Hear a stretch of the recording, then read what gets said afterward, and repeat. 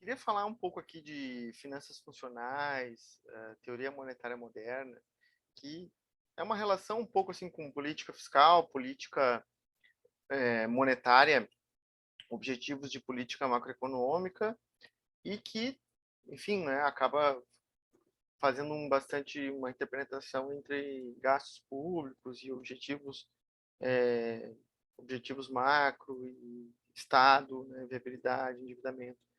Enfim, uma série de questões que estão correlacionadas, tá? Mas eu vou ir pelo fio do condutor do gasto público, embora dialogue um pouco com a parte monetária, que não é tanto o nosso objeto aqui, da política monetária. O que acontece? A gente é treinado, né, seja pela teoria econômica convencional, seja pela, digamos assim, pelas narrativas da grande imprensa, mesmo dos grandes economistas, de que o Estado ele é uma empresa, que ele tem, ou que o Estado é como uma família, né?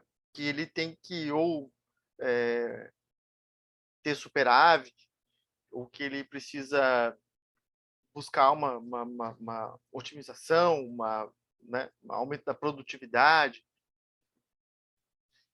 que o Estado gasta quando ele tem tributos e que não pode gastar mais do que arrecada. Tá? Essa, na verdade, claro, é uma sistematização de ideias, uma lógica de pensamento, uma forma de compreender o mundo, portanto, é uma ideologia, certo? Esta é uma ideologia. E aí, aqui as finanças funcionais e a MMT dialogam com essa ideologia. Tá? Então, assim, o Estado não é uma empresa. Né? O Estado não é uma família. O Estado, os gastos públicos influenciam o nível de renda da economia, o nível de emprego, não é? O Estado determina o nível de taxa de juros de curto prazo pelo Banco Central, que é a remuneração da sua dívida. Tá? O Estado emite a moeda e o que é com que ele paga as suas dívidas, e o Estado, todo mundo deve para o Estado. Né? Então, assim, essa noção de que o Estado é uma família é uma noção errada, né? Logicamente. O Estado não é uma família. Uma família não emite moeda, não tem títulos, não tem banco central, não influencia sua renda através dos seus gastos, enfim, não tem nada disso. Então o Estado não é uma família. Ponto. O Estado não é uma empresa. Ponto. O Estado é uma outra coisa, né? É uma instituição que tem outras funções. Né? E assim mesmo a política macroeconômica, tá?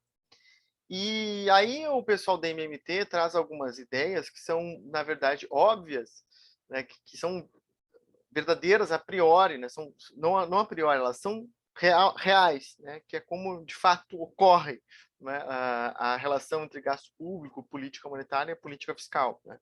Uma delas é que o Estado não precisa de tributos para gastar. Né? Isso é um fato.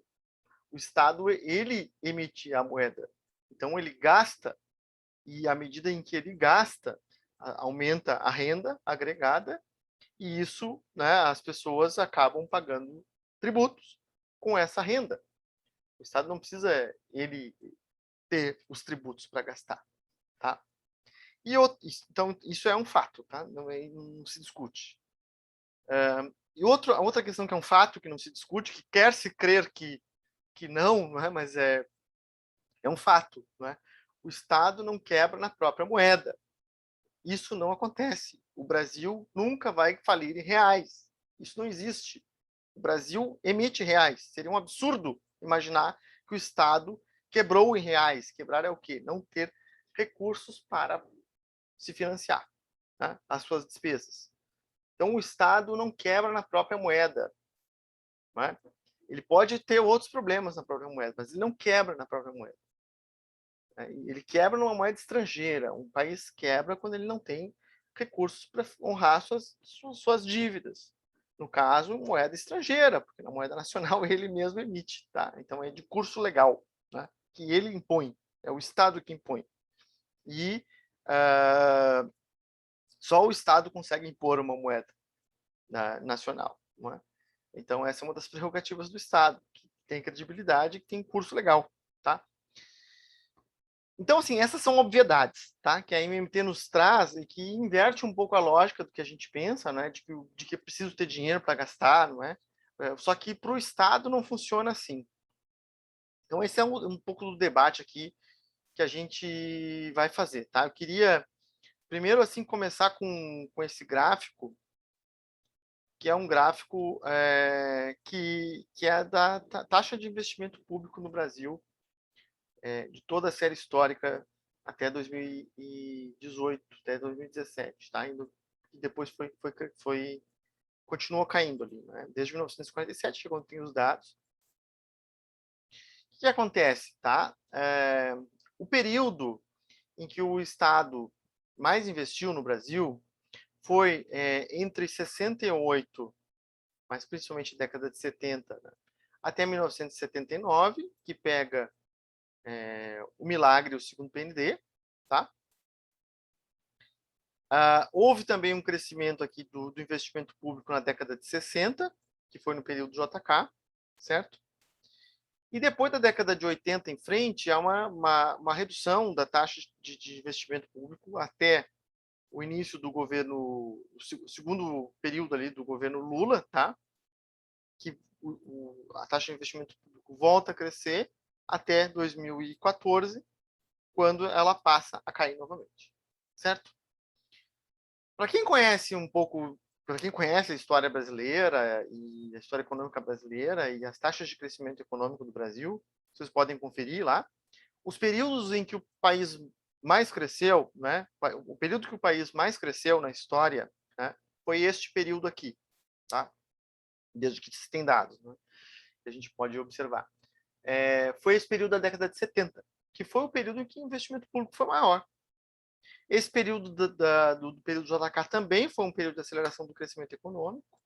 Depois da década de 70, ou seja, na década de 80 e 90, o Brasil entra numa letargia, a taxa de crescimento econômico cai, volta a se recuperar no período este aqui, no período do governo Lula, início do governo Dilma, e depois volta a cair de novo, né? E estamos numa recessão aí prolongada, tá? Portanto, nos momentos em que o Estado investiu, foi os momentos em que a economia cresceu.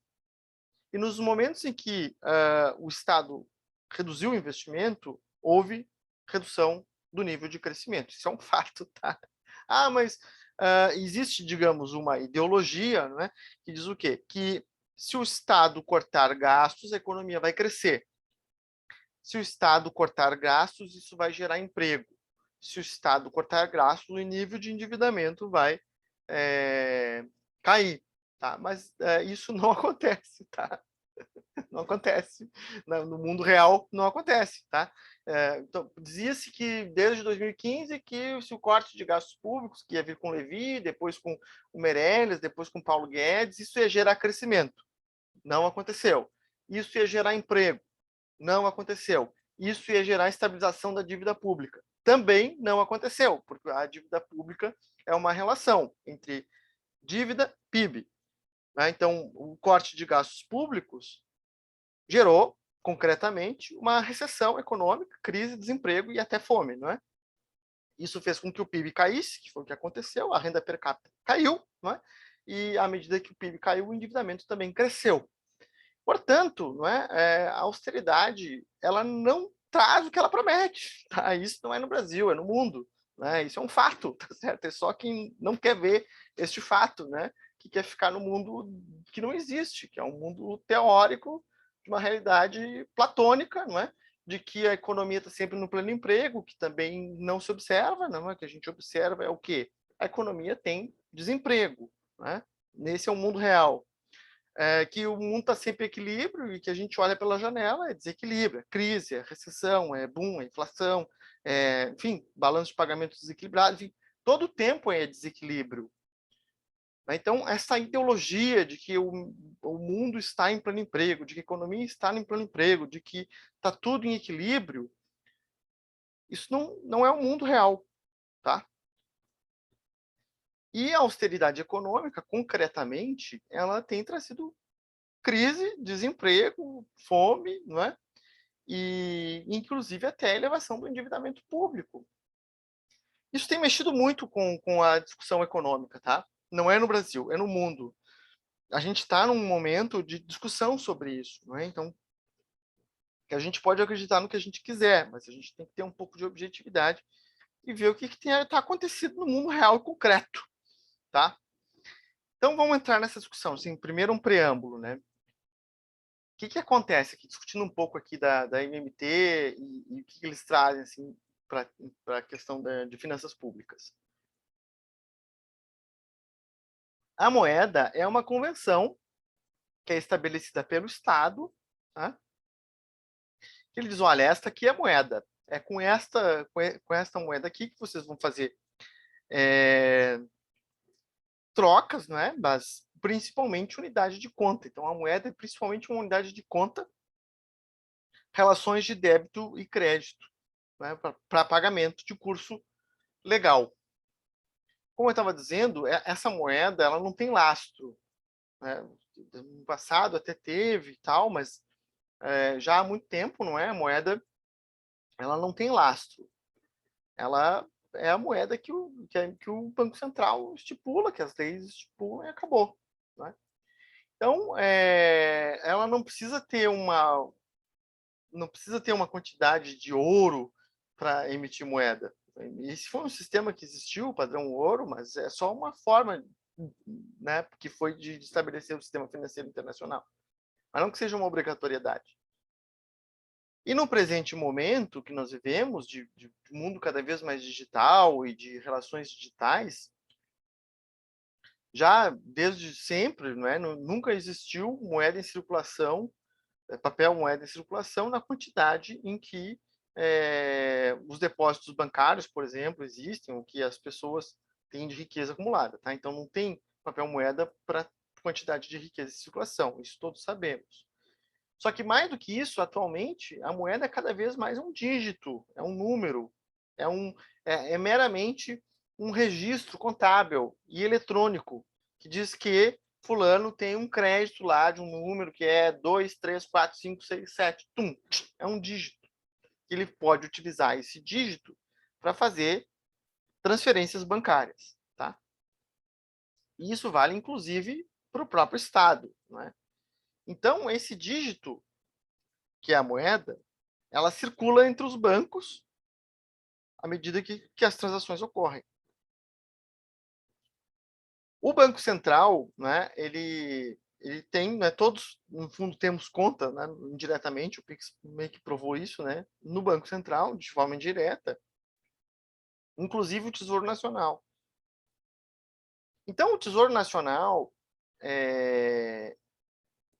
ele tem uma conta no Banco Central, tá? Existem leis no Brasil que impedem que o Banco Central deposite recursos do Tesouro Nacional, mas são leis, meramente, que a gente foi lá e fez, ó, é proibido, ok, tá.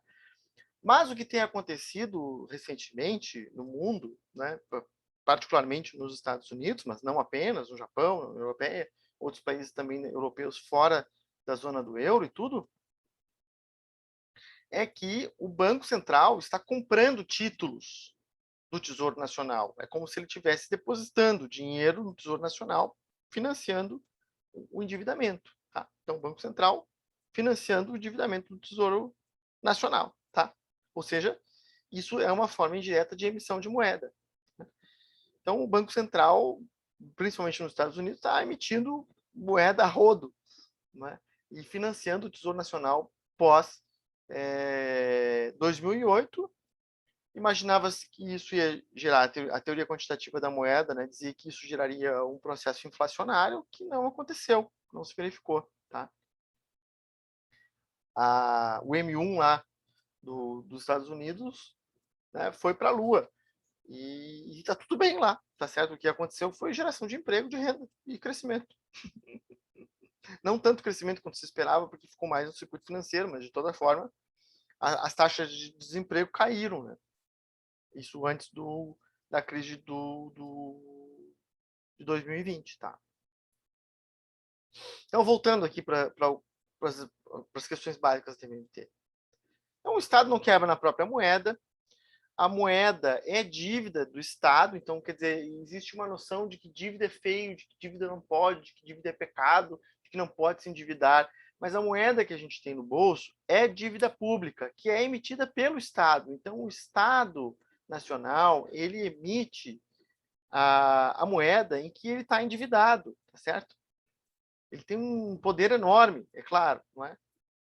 Então, é claro que ele nunca vai quebrar nessa moeda. E aqui o Ray chama a atenção de que moeda é endógena, quer dizer, por mais que o papel moeda é emitido pelo Banco Central, ok, tá? Só que o sistema bancário, como a gente sabe, cria moeda o tempo todo, através de empréstimos, de depósitos que se multiplicam. Não é? Então, o Banco Central, isso já é ponto pacífico, né? Um tempo atrás se discutia, mas hoje é ponto pacífico, ninguém discorda. O Banco Central não controla a quantidade de moeda em circulação. Ele controla o quê? É taxa de juros. Tá? Então, a política monetária é o controle da taxa de juros, não exatamente da quantidade de moeda em circulação, porque os bancos comerciais criam moeda, né? E não tem como controlar isso a não ser controlar o preço dessa moeda, que é os juros. Então, o Banco Central compra e vende títulos todos os dias, né, no mundo todo, todos os bancos centrais, para controlar a taxa de juros de acordo com aquela que ele estipula. Então, eu quero que a taxa de juros seja, enfim, 7%. Tá? Então, ele vai comprar e vender títulos, vai tirar dinheiro da economia ou colocar dinheiro da economia de acordo com o objetivo da taxa de juros. Tá? Então, isso é como funciona. É assim. Né? Ah, mas eu gostaria que fosse diferente, mas no mundo lá, né, das caixinhas e do equilíbrio de outra... Não, mas o mundo real é como eu estou falando aqui. Tá? Então, assim, né, essa noção de que o Estado precisa atingir o equilíbrio das contas públicas é uma lógica, é uma ideologia. Né? Na prática, isso nunca acontece. No mundo real não é assim. Né? Tributos e gastos públicos, só por uma imensa coincidência, fecham. Né? Vai pegar uma história histórica de qualquer país, de qualquer lugar, nunca vai fechar. Né? Ou sempre vai ser mais para cá, mais para lá. Então, não tem que ser igual. Né? O Estado nem sequer precisa de tributos para gastar. E do ponto de vista macroeconômico, o que é o gasto público? Gasto público, aqui, não é? Gasto público é o quê? É receita privada. Quando o Estado gasta, ele está injetando recursos na economia. Ele está contratando empresas, famílias, indivíduos, está colocando salários e lucros. Portanto, déficit público é superávit privado. Né? Se eu tenho déficit público, é porque o Estado está contratando de empresas e de famílias, está colocando dinheiro na economia. Certo? Isso é evidente. Tá? Isso são verdades, né, em si. Não se questiona isso. Assim, gastos públicos aumentam as reservas bancárias, criam moeda. Tá? E os tributos, eles têm um papel, aqui já é de acordo com a MMT, né, não é, de destruir moeda, retirar dinheiro da economia. Então, se o Estado tributa, ele está tirando dinheiro das empresas, das famílias, destruindo moeda. E o Banco Central, né, política monetária, política fiscal. O Banco Central, ele controla esses preços para que, principalmente, não dispare a inflação, tá? Então, ele coordena as expectativas com relação à inflação. Bom, então aqui na visão da MMT, não é? A política monetária, para que serve a política monetária? Bom, para reduzir ou para aumentar, não é? Taxa de juros, certo? No caso, tributos tiram dinheiro da economia e gastos injetam dinheiro da economia. Geralmente, gastos públicos é maior do que os tributos, ou seja, existe déficit. Tá? Isso é no Brasil e no mundo. Né? Existe déficit. Então, a política monetária ela vai atuar no sentido de controlar liquidez. Se tem excesso de moeda, o Banco Central retira essa moeda de circulação. Se tem escassez, ele injeta a moeda em circulação, isso o tempo todo, tá? Então ele vai controlando o preço dessa moeda para que não haja excesso através da taxa de juros. Então ele impede que gastos e tributos influenciem muito a taxa de juros. Isso é feito diariamente, não é? Isso é a política monetária. Então, o que esses autores aqui chamam a atenção? Que para que serve, não é? Então, por exemplo, só um pouquinho, o Estado não precisa, estão dizendo, o Estado não precisa ter superávit.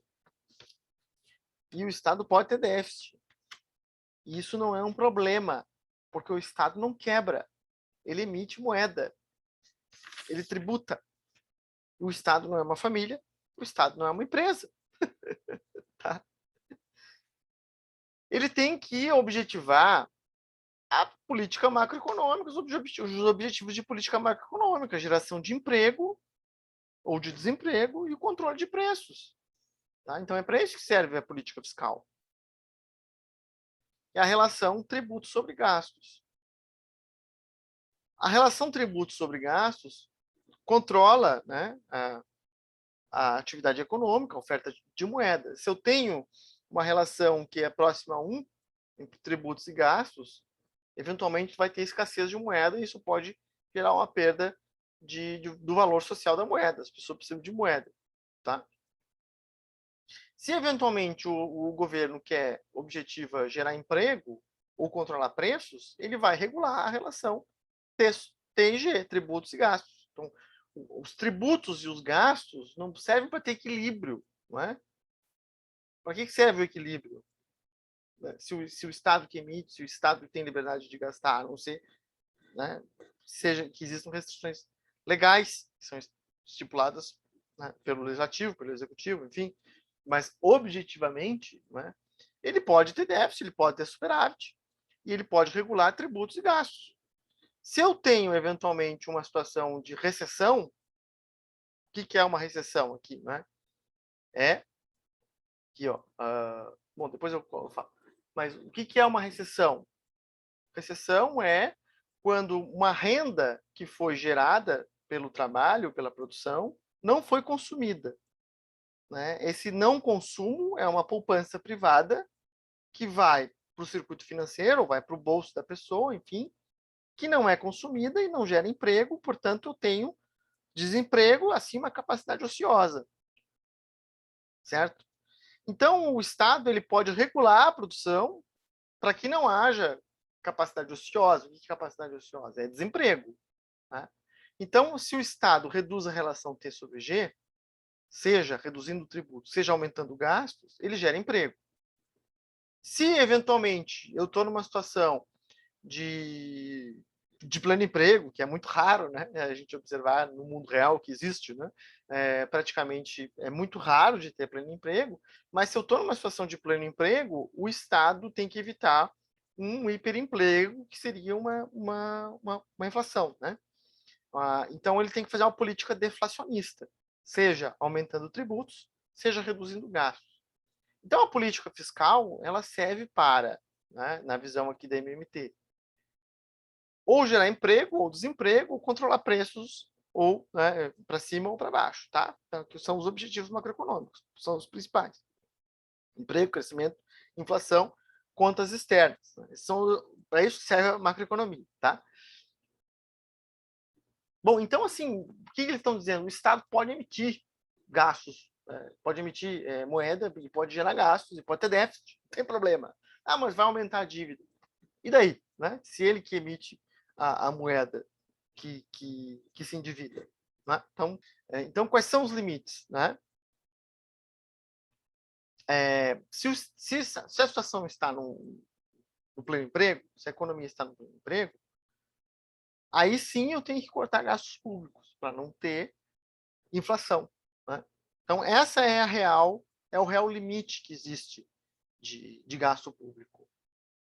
Mas não existe outro limite, a não ser concretamente ideológico, tá? Então, uma visão ideológica de que o Estado não pode gastar, né? De que não pode ter déficit e que se tiver déficit é ruim e dívida é ruim, né? É uma crença, né? Porque o que a gente observa no mundo real, o que tem acontecido, né? Recessão e desemprego. Quando o Estado corta gastos públicos, isso gera recessão e desemprego. É só olhar o mundo como ele é, né? Que é o que tem acontecido no Brasil, que é o que aconteceu nos países europeus que praticaram austeridade. E o nível de endividamento não cai. Por quê? Porque o PIB cai e a dívida sobe. E os momentos em que a dívida cai são os momentos que tem mais crescimento econômico, porque aí aumenta a receita fiscal, inclusive. Tá? Claro que existem outros problemas, né? Não estou concordando plenamente com tudo isso aqui.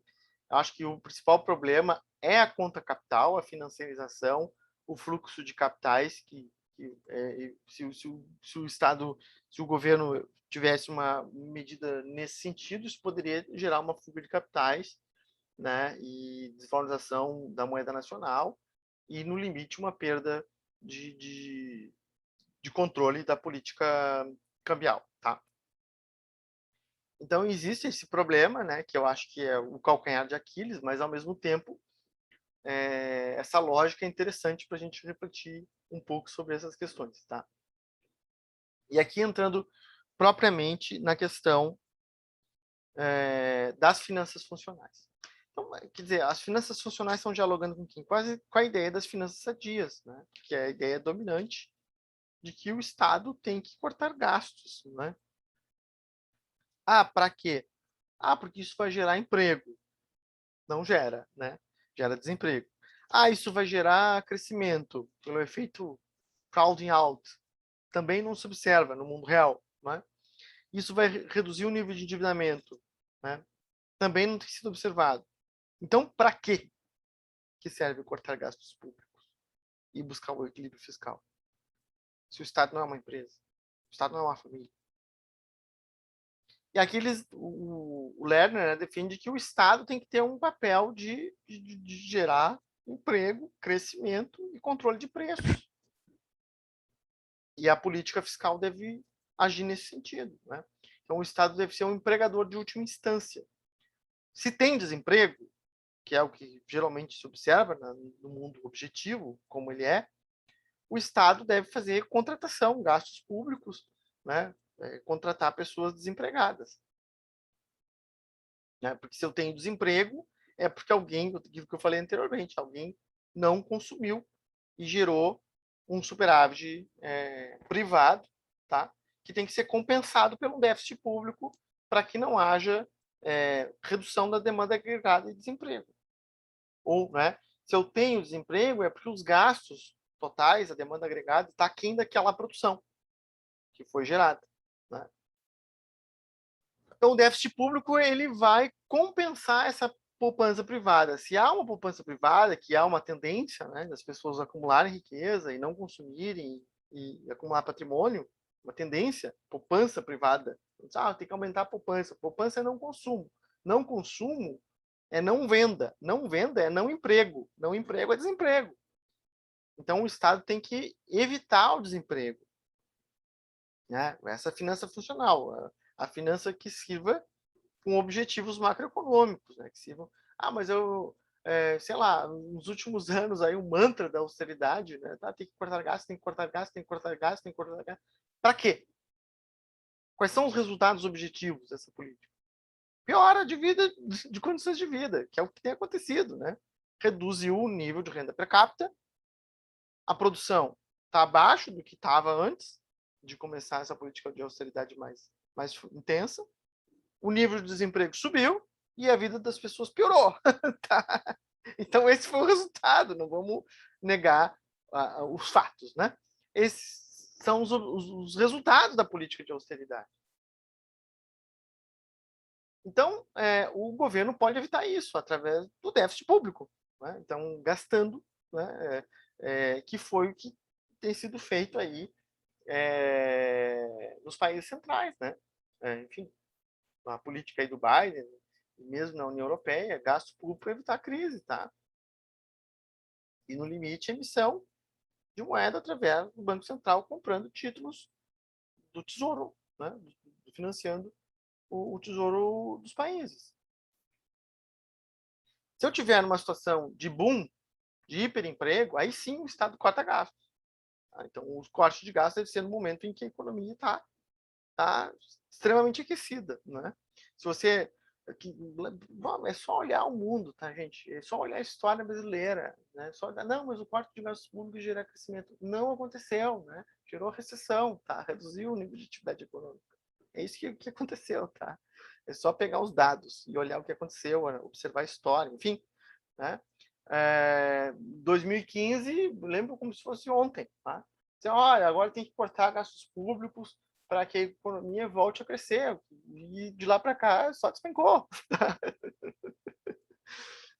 E aí você está cortando gastos públicos justamente no momento que a economia está refreando. Em 2020, o tombo do PIB não foi maior porque teve gasto público, que foi o auxílio emergencial, que foi o déficit público que ocorreu. Tá? E foi isso que permitiu que esse emprego não fosse na lua, ainda que esteja alto agora, nesse momento. Se eu tiver numa situação de inflação, né, ou de perda do valor da moeda, que seria o caso mais de inflação mais acelerada, daí tu faz o corte de gastos públicos para manter o nível de inflação. Não quer dizer que pode agora abandonar, deixar a inflação explodir. Não, né? Se a inflação crescer, você faz esse tipo de política de corte de gastos públicos.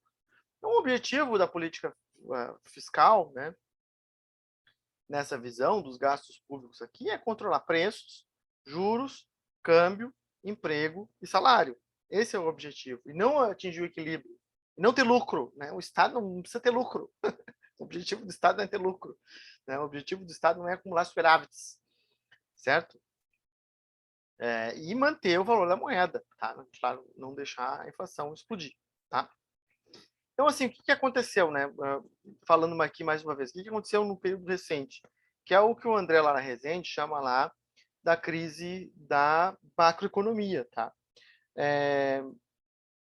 Qual é a lógica, né, da austeridade, do corte de gastos públicos? Imaginar que o corte de gastos públicos geraria uma estabilização da dívida, tá? E que, portanto, déficit público geraria uma elevação do endividamento e do nível de taxa de juros, certo?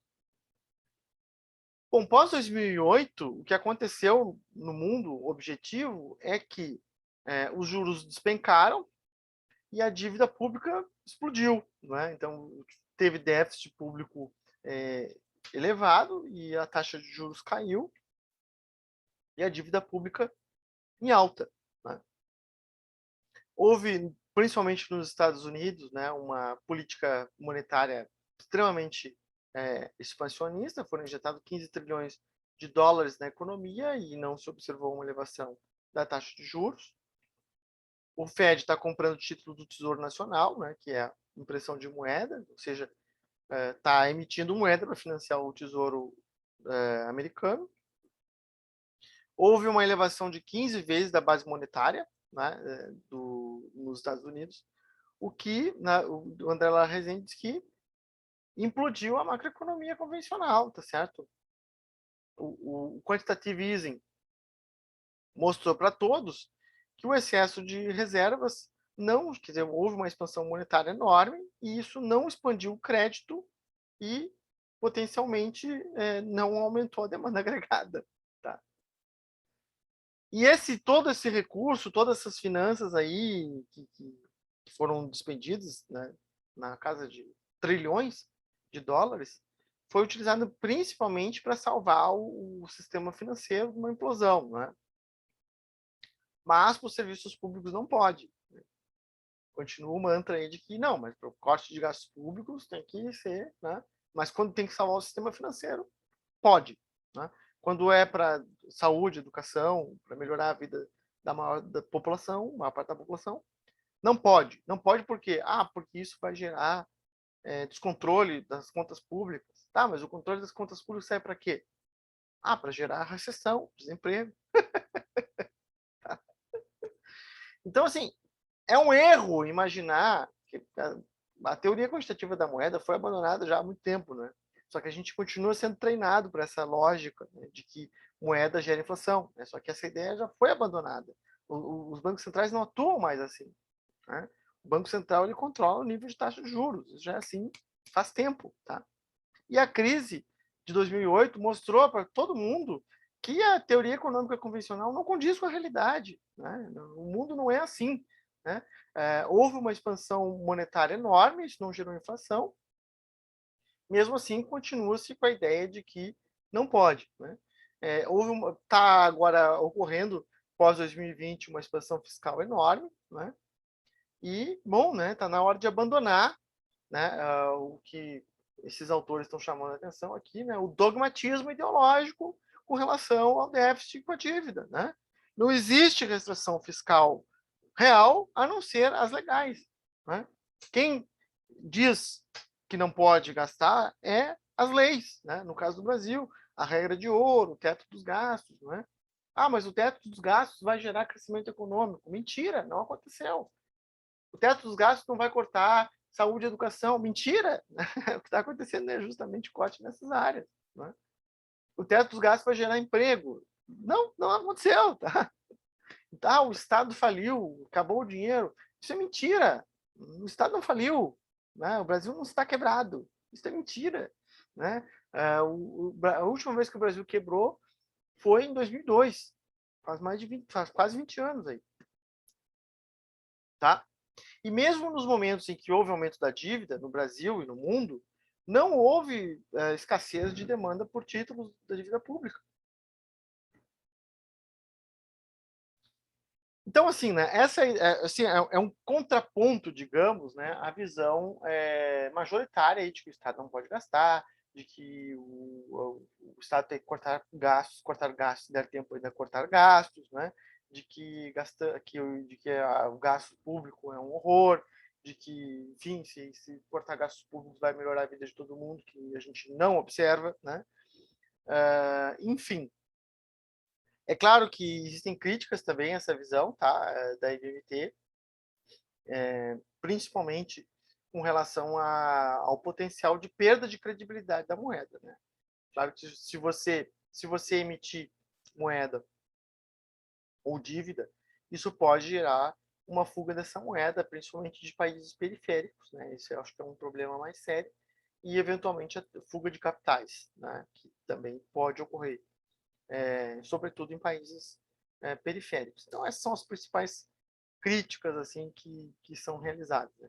Agora, a noção de que o Estado não quebra na própria moeda não tem como negar, né? É um fato. E a noção de que o Estado não precisa de tributo para gastar também é um fato. Então, com isso eu espero ter contribuído um pouco com esse tema aí, que é uma discussão que está crescendo, né? Está crescendo bastante esse debate no Brasil, nos Estados Unidos e em outros países, porque, enfim, a teoria econômica convencional e a austeridade fiscal não está trazendo resultados concretos, né, que prometem, né, que é emprego, crescimento, melhoria de condições de vida, quando a gente olha as bases de dados aí que aconteceu na economia mundial nas últimas décadas, nem precisa falar de anos, nas últimas décadas, à medida que o Estado cortou gastos e reduziu cada vez mais a sua ação, o nível de atividade econômica cresceu cada vez menos, né? Inclusive com redução de salário real, né, e de emprego, tá? Então, é aquela questão, para que serve o Estado, né? Não é para dar lucro, não é? Não é para ter superávit, não é para, enfim, acumular riqueza, tá? Acumular superávites. É para melhorar a vida das pessoas. Como? Com políticas de emprego, de geração de renda, né? De controle de inflação também, né? Que não pode ser deixado de lado e que esses autores não ignoram, mas sobretudo com melhoria das condições médias, né? Que é o que a austeridade fiscal promete e não entrega, e isso são fatos objetivos do mundo real como ele é.